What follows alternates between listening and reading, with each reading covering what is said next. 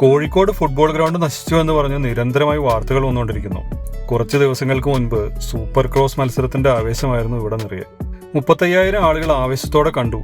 സൽമാൻ ഖാൻ വന്നതും ലോകത്തിലെ പ്രശസ്തരായ ഒരുപാട് ബൈക്ക് റേസർമാർ വന്നതുമൊക്കെ വലിയ വായിൽ എഴുതിയ മലയാള പത്രങ്ങൾ ഇന്ന് എഴുതിയിരിക്കുന്ന വാർത്തകൾ വായിച്ചാൽ ഇതിലും വലിയ തെറ്റ് കേരളത്തിൽ വേറെ ആരും ചെയ്തിട്ടില്ല എന്ന് തോന്നും.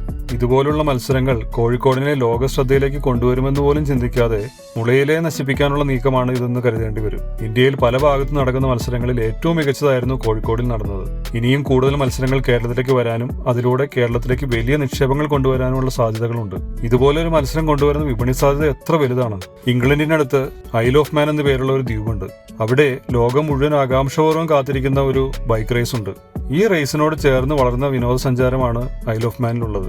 കേരളം പോലെ മനോഹരമായ ഒരു നാട്ടിലേക്ക് വിദേശികൾ കൂട്ടമായി വരാനുള്ള മാർഗങ്ങളാണ് ഇതുപോലെയുള്ള മത്സരങ്ങൾ. ആ സ്റ്റേഡിയത്തിന് എന്തെങ്കിലും കുഴപ്പങ്ങൾ സംഭവിച്ചിട്ടുണ്ടെങ്കിൽ അത് ശരിയാക്കി തരാമെന്ന് സംഘാടകർ ആവർത്തിച്ച് പറയുമ്പോഴും സ്റ്റേഡിയം നശിച്ചു എന്ന വലിയ വാർത്ത കൊടുക്കുന്നതിന്റെ പുറകിൽ എന്താണ് എന്ന് മനസ്സിലാവുന്നില്ല. ഒരു സംഗീത പരിപാടി നടന്നാൽ പോലും എന്തെങ്കിലും പ്രശ്നങ്ങളൊക്കെ ഉണ്ടാകും. എന്നാൽ കോഴിക്കോടിന്റെ ചരിത്രത്തിൽ ആദ്യമായി നടന്ന ഇതുപോലൊരു ലോകോത്തര മത്സരം സംഘടിപ്പിച്ചവരെ ഇനി ഒരിക്കലും അങ്ങോട്ട് വരാൻ പോലും പേടിക്കുന്ന തരത്തിൽ ആക്രമിക്കുന്നത് എന്തിനായിരിക്കും? കുറെ ചീത്ത വിളിച്ചു കഴിയുമ്പോൾ ഇനി ഇവിടെ സൂപ്പർ ക്രോസ് മത്സരം നടത്തണ്ട എന്ന് കരുതി മനം മടുത്ത് ഇവർ മറ്റു സംസ്ഥാനങ്ങളിലേക്ക് മാറും. അന്ന് നമ്മൾ മലയാളികൾ ഒരുപാട് കാശ് ചിലവാക്കി അവിടെ പോയി ഇതൊക്കെ കാണും. സ്റ്റേഡിയം നടത്തുന്നവർ അപ്പോഴും ലക്ഷങ്ങൾ ചിലവാക്കി പുതിയ പുല്ല് വളർത്തിക്കൊണ്ടേയിരിക്കും.